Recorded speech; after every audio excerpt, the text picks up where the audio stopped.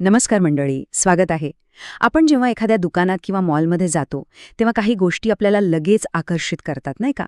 पण कधी विचार केलाय का की यामागे एक खूप विचारपूर्वक केलेली योजना असू शकते? आज आपण व्यावसायिक जागांमधील याच प्रकाश योजनेमागची कला आणि विज्ञान समजून घेणार आहोत. तर या मार्गदर्शकामध्ये आपण प्रकाशाची कला आणि विज्ञान या दोन्ही बाजूंवर एकदम सविस्तरपणे नजर टाकणार आहोत. चला या एका सोप्या प्रश्नापासूनच सुरुवात करूया. दुकानातली लाइटिंग म्हणजे फक्त उजेड नसतो, तर ते एक असं शक्तिशाली साधन आहे जे आपलं लक्ष वेधून घेतं, आपल्याला दुकानात फिरण्यासाठी मदत करतं आणि कधीकधी तर खरेदीसाठी प्रोत्साहितही करतं. मग हे नेमकं कसं काम करतं? चला बघूया. कुठल्याही दुकानात शिरल्यावर आपलं पहिलं लक्ष कुठे जातं? बरोबर, मुख्य डिस्प्लेवर. त्यामुळे आपली सुरुवाती तिथूनच होते. कारण योग्य प्रकाश योजनाच वस्तूंना अधिक आकर्षक बनवते आणि आपलं लक्ष खेचून घेते. मोठ्या डिस्प्ले केसेसमध्ये एक खूप भारी आयडिया वापरली जाते. इथे लाईटसाठी फ्लोरेसंट ट्यूब्स वापरतात, पण त्या थेट दिसत नाहीत. त्या एका पट्टीमागे म्हणजे व्हॅलन्सच्या मागे लपवलेल्या असतात.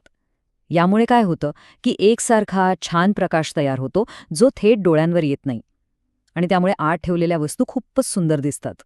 आता येऊया काउंटर्ससारख्या लहान जागांकडे. इथे प्रकाशाचा रोख जास्त केंद्रित असतो. साधारणपणे 250 फूट कॅन्डल तीव्रतेचा प्रकाश इथे वापरला जातो. आता फूट कॅन्डल म्हणजे काय? तर प्रकाशाची तीव्रता मोजण्याचं एक माप. या प्रखर प्रकाशामुळे विशिष्ट उत्पादनांकडे आपोआप लक्ष जातं आणि ती अधिक आकर्षक वाटतात. डिस्प्ले बघून झाल्यावर प्रकाश योजनेचा पुढचा उपयोग होतो तो म्हणजे आपल्याला दुकानात फिरायला लावण्यासाठी. चला बघूया भिंती आणि शेल्फ्सच्या बाबतीत हे कसं काम करतं. ही एक खूप हुशार युक्ती आहे बरं का. दुकानाच्या मागच्या भिंतींवर जास्त प्रकाश टाकला जातो. साधारण 150 ते 200 फूट कॅन्डल तीव्रतेच्या प्रकाशामुळे दुकान जास्त मोठं आणि मोकळं वाटतं. आणि यामुळे होतं काय की ग्राहक आपोआपच दुकानाच्या आतपर्यंत चालत येतात. आता किराणा दुकानांचा विचार करा. तिथे प्रत्येक वस्तू अगदी स्पष्ट दिसणं खूप महत्वाचं असतं. मग इथे तिरकस लावलेल्या फ्लोरेसेंट पट्ट्या वापरल्या जातात. यामुळे अगदी वरच्या शेल्फपासून ते खालच्या शेल्फपर्यंत प्रत्येक वस्तूवर व्यवस्थित प्रकाश पडतो आणि आपल्याला हवी ती वस्तू सहज निवडता येते. ठीक आहे, तर आत्तापर्यंत आपण पाहिलं की लाईट कुठे आणि कसा लावायचा, हा झाला कलेचा भाग. पण आता थोडं विज्ञानाकडे वळूया. म्हणजे योग्य लाईट निवडायचा कसा आणि त्याची कार्यक्षमता कशी मोजायची हे समजून घेऊया. तर यात सगळ्यात महत्त्वाची गोष्ट आहे ल्युमिनस कार्यक्षमता. आता हे नाव ऐकून घाबरू नका. सोप्या भाषेत सांगायचं तर एक बल्ब किती वीज वापरून किती प्रकाश देतो याचा एक साधंसं मोजमाप आहे. जास्त कार्यक्षमता म्हणजे कमी विजेत जास्त प्रकाश. सरळ हिशोब. आणि हे मोजण्याचं सूत्र तर अगदीच सोपं आहे. एकूण प्रकाश जो ल्युमेनमध्ये मोजतात त्याला बल्बने वापरलेल्या शक्तीने म्हणजे वॅटने भागायचं. यातून आपल्याला मिळतं की प्रति वॅट किती ल्युमेन प्रकाश मिळतोय. चला एक उदाहरणच घेऊया, म्हणजे पटकन लक्षात येईल.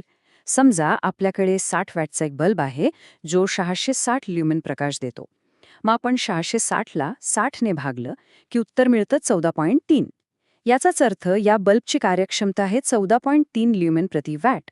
आहे की नाही सोपं? आणि हे सगळं गणित आपण का करतोय? कारण या एका गोष्टीमुळे खूप मोठा फरक पडतो.